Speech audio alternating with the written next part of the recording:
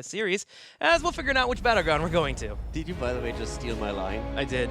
Am I not the European North American edgelord? I just want people to be like, oh yes, trick like he's EU too, let's do it. You know, I had to throw that out there, you know? I think they know that by now. They do, hopefully.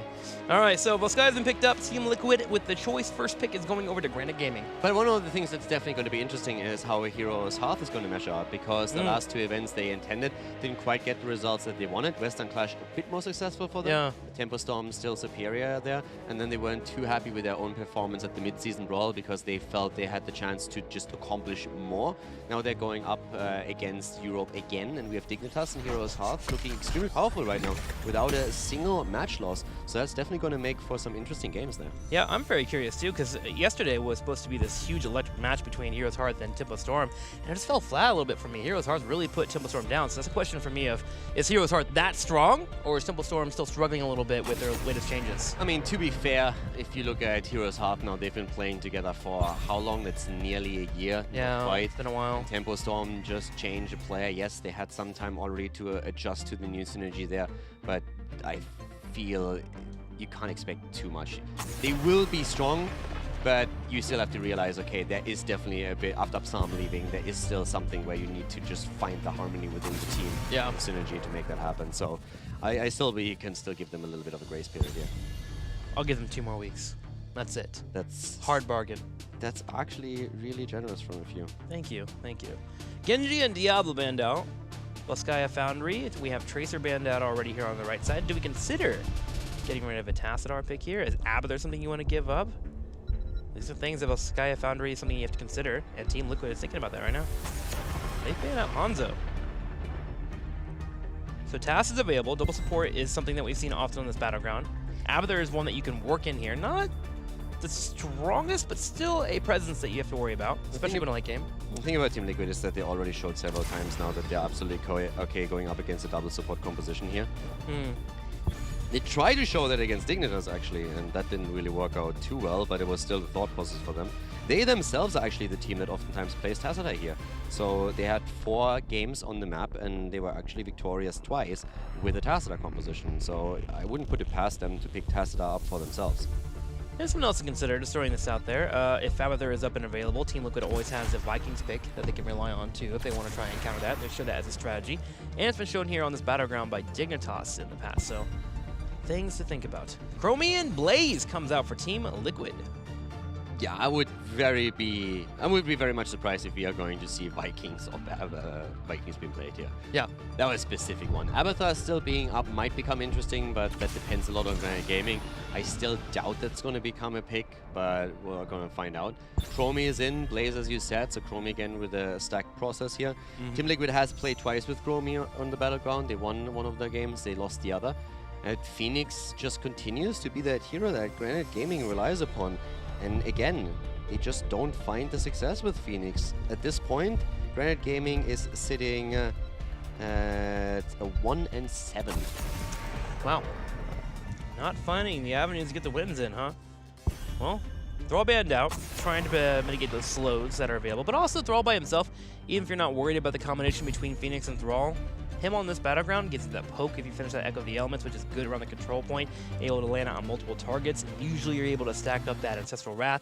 So just taking out Thrall is usually a good ban in general on this battleground for your third choice. It's also really interesting that Team Liquid goes for that ban. I think that really comes on that comes down to the Phoenix pick here, because Thrall was historically something that Team Liquid really loves to play here. In 3 out of the 4 games that they played in Phase 2 on Volskaya, they chose Thrall for their offlane. Now, of course, they committed very early to the Blaze pick, and that's one of the reasons why we're now seeing Thrall banned out. And again, they're also liking to play more of a melee-heavy style. We've seen that from numerous teams now, where you play triple melee at the front. But they're definitely changing things quite significantly. This is the second time that they played Johanna here, but it's not the normal play that we're seeing from him when you look at the composition. So after the series against Team Dignitas, there's definitely a few changes in draft for them. And we're going to be having Rainer for Granite Gaming. Is this the first Rainer for them? I believe so. For Granite? I mean, yeah, they played against the Monkeys, but they haven't drafted it themselves. Sergeant Hammer, final pickup. All right, Hammer time again. And Leo as well. I look at Team Liquid. I really like their choices here. Johanna holds a control point without many issues. Iron Skin helping him out. You have Mouth to back up too, so you have Roots available. Then you have Chromie and Sword to Hammer just sieging away the entire time. It's a pretty good setup for them. I like the draft. For Liquid a lot. For Liquid, I like the draft really a lot. For Granite, I was really disappointed with the last game. It's not so that they lost, it's the way how they lost. So currently I don't believe. They can convince me that it works, but first of all, I don't think Phoenix has ever the impact that they hope for here. If you play 8 games with Phoenix and you lose 7 out of them, it's not only the teams that you go up against, there's definitely a little bit more to it. And right now they spec into a lot of slows that they can use for Phoenix, but also for Reyna to get damage. That's going to be enough. It's going to be the question. But the setup with Hammer trying to claim space, with you also anchoring a lot of the Hammer plays with the time trap, then having Blaze around and Johanna that can distract from it. You have the blind against Phoenix and against Reyna. I think Liquid has a huge amount of tools to shut down what Granite Gaming is attempting to do here. We'll see if Granite Gaming can find a way to make this work here as we head into Game 2 on Volskaya Foundry. Granite Gaming on the left here. Gonna have Wolf Joe on Deckard Kane, Nande on Murden, Dark Maka on Leoric, Raid Boss on Raynor, and Memecraft will be playing Phoenix.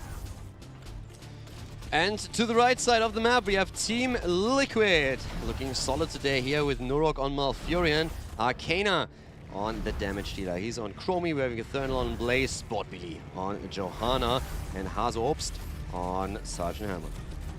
It's hammer time. That it is. Should be a pretty decent pickup here, especially with them being able to control the points well. Gonna be watching Arcana and this Chromie. Been trying to keep an eye on Chromies and when they're finishing their quests. It's been getting later and later as teams have gotten much better at just dealing with that Chromie Sandblast coming out. But with the setup here for Team Liquid, should be able to have a couple of stacks starting to really pop on in. And if you get stacked up, it's one way to deal with Raynor.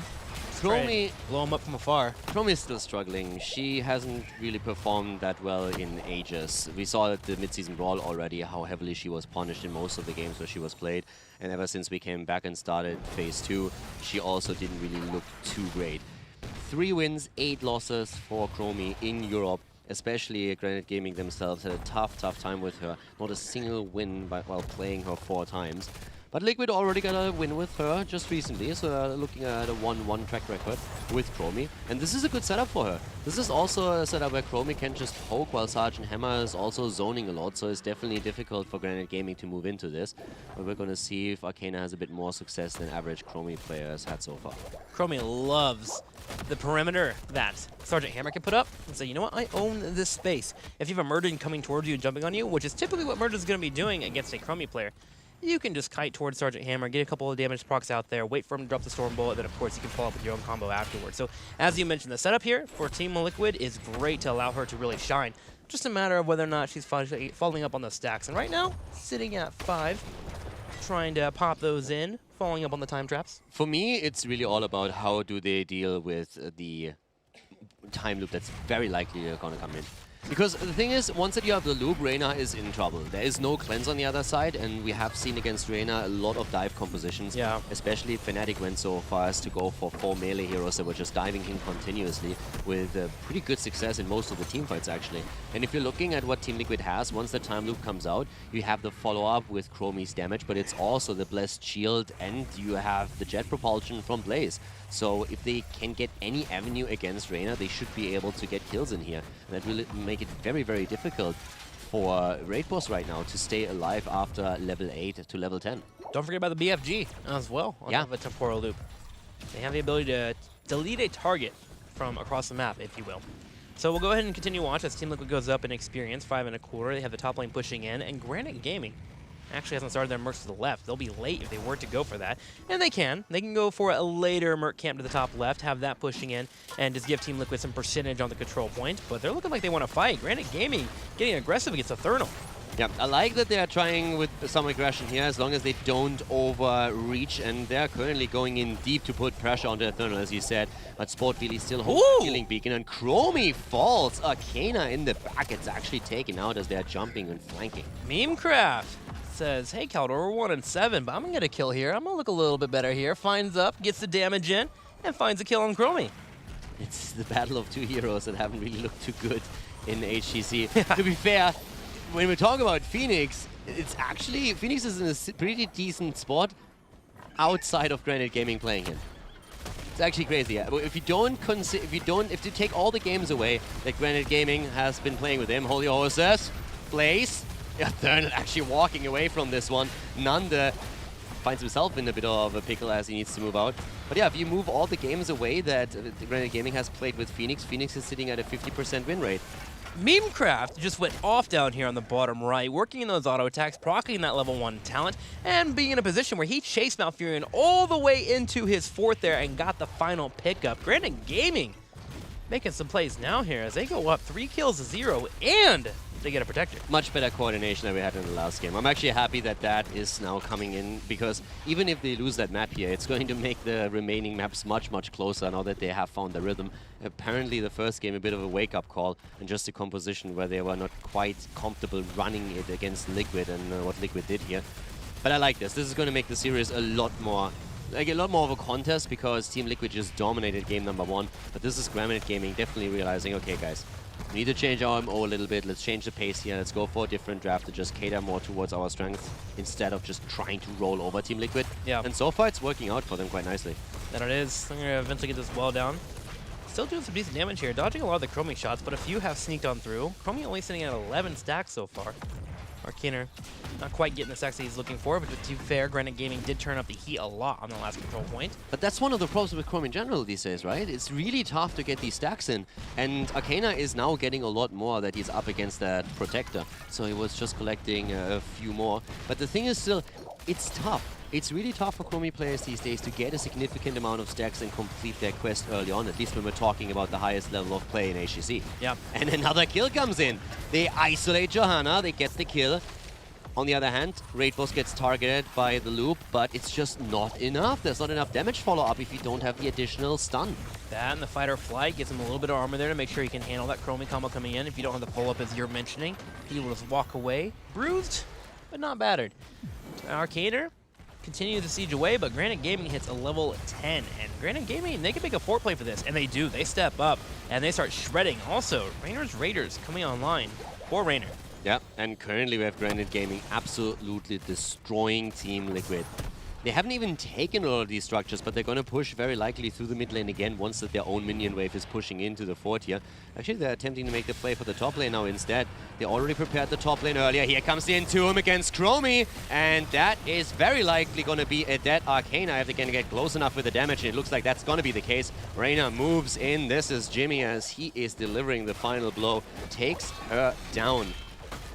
Welcome to one of the biggest problems with Chromie. Once she has her level 11, it's going to become a bit more easier for him to stay alive. But right now, it's just hunting season on Chromies. That's right. This is something that you can learn in your own matches. You see Chromie use that Sandblast. She has stuck in that animation for a second, and she has to finish it out. Nande went in for the direct punish with the help of Leoric coming in with the Entomb, and they were able to clean her up. Now, Chromie sits at 24 stacks, but with her being down, Team Liquid could not defend their forts. 2 forts fall during that entire push, and Granite Gaming with a 2-level lead will be making a play for the turret so they can continue to extend that lead. At this point, wow, that Sandblast just barely missed. That would have interrupted the channel. This is really rough because Granite Gaming with the 2-level lead and 5-0 kills, as the second objective hasn't even been announced yet, is very likely getting 13 before we're heading into that. So right now, Liquid, how do you get back into this? It's going to be tough. They have combos now. We talked about the time loop into jet propulsion, into a blessed shield, and maybe even a BFG to confirm a kill against Reina. But right now, if you just look at this setup, it's tough if you're so far behind to make these plays. And first of all, to get into a position where you can flank Reina to the extent that you need to if you want to execute that combo. See how Team Liquid pulls that off. Definitely going to be difficult not having their fort in the top right corner as well. Things not looking too good for them. They may consider attempting to push into a different lane and get experience instead, as their options are quite limited being behind. Let's see what's going to happen here. Let's see if they can find somebody to maybe pick off. Memecraft in the middle, mounts up. There's no way the temporal loop can pop off on him there, and if he did, he can teleport through it and actually cancel the animation halfway through. I also want to point out something real quickly here. This is one of Team Liquid's favorite maps, and this is the map where they traditionally are very powerful. They are 3-1 currently in Phase 2 of HGC 2018, whereas Granite Gaming hasn't won on Volskaya a single time yet. They chose the map 3 times, and they lost 3 times. In this case, they're now not second pick, they're this time actually first pick, but they are dominating this map against Team Liquid now. It's super impressive, especially considering how game number 1 went. And now with level 13 talents and an abundance of items, I mean, we're talking about 3 turrets and a healing beacon here for Granite Gaming, they can easily make that play for the second protector. 3 turrets. Their setup should be pretty awesome here as they move up. Nande's going to be in the front, scouting out where everyone is. Darkmonk goes forward, has it in Tomb, tries to go for Sergeant Hammer, but Hasselhoff's able to sidestep that. Yeah, that was a very optimistic Entomb, and now he gets deleted by exactly the combo that we talked about earlier. Stuns into BFG. Not Darkmonk's best play. Very optimistic Entomb to start things off with. There was no chance to catch the target in that situation. That looked like lag, seriously. That looked like wishful thinking, yeah. that was odd, to say the least, and then he gets punished for it immediately. Now, that's not even the end of the play, though, because it is Leoric, and he's already back to business, so they only lost a small time window. You love Entomb up in 12 seconds, too. Team Liquid backs up, waiting on that 13, but also trying to kite. Big salvo coming out, though. It's going to connect with multiple members. Timeout gets used by Chromie to stay alive. There is a bunker next to it. Wolf Joe goes in with the stay a while listen, trying to lock down anyone that might come out of that timeout. Arcaner, however, eventually gets cleaned up.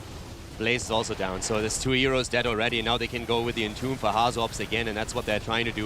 Yep. And this time, Hammer does not get out of it. It's a triple kill. So definitely a weird start into the fight by Darkmonk, but again, it is Leoric. We are only 10 minutes in. The death timers are not too much of an issue just yet, and so they can fight again, and as they do, they take Team Liquid down, especially since Liquid, of course, blew a lot of cooldowns to get the kill against Leoric.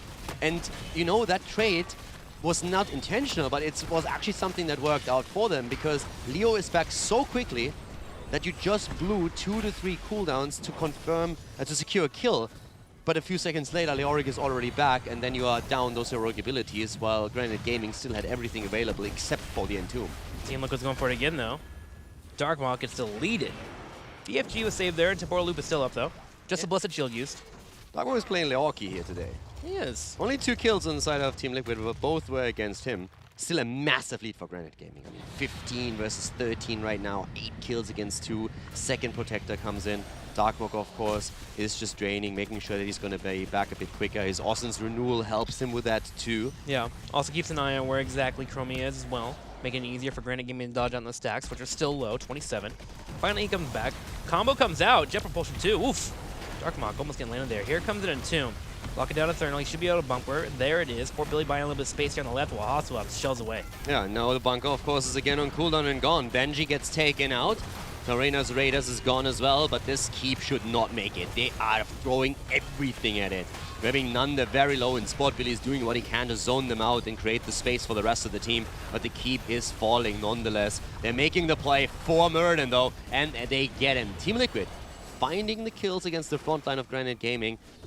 But is that enough to start a comeback here? Granite Gaming has 16 talents, still the 2-level lead, and the keep eliminated. That is certainly the question. I won't deny, their coordination's been good. Every time that they've gone for the Blessed Shield, Dragon's Eye to BFG combo, they've gotten a kill. Yeah. But the results speak for themselves.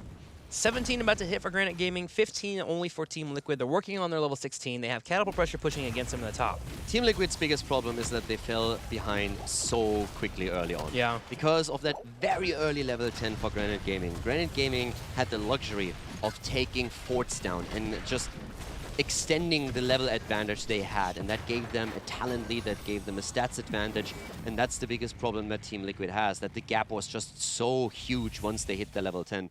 Because as we said before, they have the tools with BFG and stun setups to really get a quick and easy kill in, especially if Chromie can follow up on it with damage as well. That's how they got the 3 kills that they have.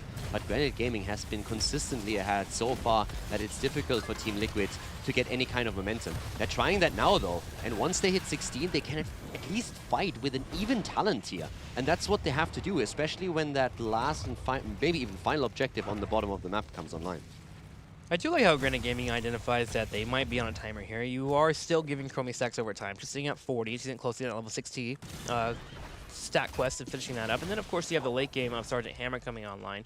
So they are playing aggressive on the map, but taking everything they can in terms of turrets, grabbing the Merc camps as well, keeping the constant pushing coming there, dancing around Sergeant Hammer where they can. Got to enjoy that constant pressure for them, and something that you need to do when you get a lead. A lot of teams get the lead and they allow their opponents to kind of just get back into it, but Granite Gaming is doing their best to prevent that from occurring. Yeah, they just used that advantage in the last few final seconds before Liquid hit 16 to steal another camp away from their opponent. So that definitely helps them too here. Johanna, by the way, on level 16 now, also heading into imposing presence after we have Raw taken on 13. Raw definitely becoming a lot more popular, pretty much standard here for a lot of these players. But the one thing that worries me more so is that Giant Killer is now ready. Giant Killer and the Quantum Overdrive are both there, so it's all about that on-point damage. And especially with Quantum Overdrive, if you get that set up with a stun, that's when you can all of a sudden really get a lot more bang for your buck, and that's where you just simply move in, try to lead Reyna, and if you get the kill, or maybe even the front line, then you take it from there. And that's what Liquid has to do right now. This is really the time. 16 versus 18, this is your window. Yep. We saw the combo get pulled off against Leo, but with those sounds coming online now, Murden is actually a decent target for you to try and blow up if you would like to. Team Liquid works in the straight here on the bottom right, but Nande, he's coming in. He'll get stopped by a time trap. Here comes the Entomb in the back left. Bunker comes out just in time for Team Liquid to dance around it, but Laze is low in there. He needs to find a way out. Yeah, and he's not the only one. Hammer's also in trouble. Eternal is already falling. The healing pulse doesn't do enough to keep either of them alive. Hammer falls as a close second. Darkmork still in a bit of trouble and might be deleted by Arcana, but he misses it. And now we are seeing Johanna put to the test. She falls too. Another triple kill for Granite Gaming. They're doing extremely well with this setup. Definitely proving that the last game was not quite what we can expect from them these days, because it really looked so different what Granite Gaming tried. Like, in terms of coordination, what Granite Gaming did on game number 1 looked very different from the last two matches that we saw, where they just had that synergy down, where they were aggressive, decisive in their decision-making and always coordinated, and that was lacking on Dragonshire. And now we see exactly that, and it makes me really happy, because it will push Team Liquid to the limit if they want to take the series. They seem to have woken up, that is for sure. I really enjoy Wolf Joe dropping the stay a while listen on top of the bunker too, so we couldn't have the targets jumping into it and get away. They went into a sleep immediately when they tried to escape or when the bunker was deleted, and that happened to Sergeant Hammer, and that's why she was locked down and could not escape from that fight. And Granite Gaming gets 3 kills because of it. Now 20 to 17 and a half. Granite Gaming having a large lead. They have 2 options here. They can go straight to the bottom here, which they've already opened up to take out the keep and go straight for the core. Or if they think it's a little bit safer, they can run all the way to the top and push in with these catapults as well. This is looking like it might be game, and Team Liquid has to consider taking a fight now. Yeah, they're taking items, Granite Gaming that is, and this is a fight. If you're Liquid, you have to take it, but you know they're most likely going to lose it. Johanna already with a blessed shield, it's not enough. Nande is still alive, the Entomb is out, Arcana falls, Chromie is dead, and Hammer will die in a few seconds. The bunker saves them for a few moments, but it's not going to matter. Down they go, Blaze is dead, Hammer too. They're trying to go for Malfurion. Nande jumps in, goes in deep, tries for the body blocks here, hits another Stormbolt, and here comes Phoenix with a follow-up. They're going for Norok. They're going to get the kill. They secure it, and that is just going to be game. They don't even go for the Protector. They don't even need it anymore. Darkmog making up for that missed Entomb earlier, landing in the last couple of interactions, getting 2 here on the bottom right on Chromie and Sergeant Hammer. And Granite Gaming will continue running forward as they go straight towards the core and delete it. They don't even need the Protector. Absolute beatdown here. They went for the keep actually and then realized, oh wait guys, we actually took Just keep going. We took the keep top lane. We can go for the core right away. We don't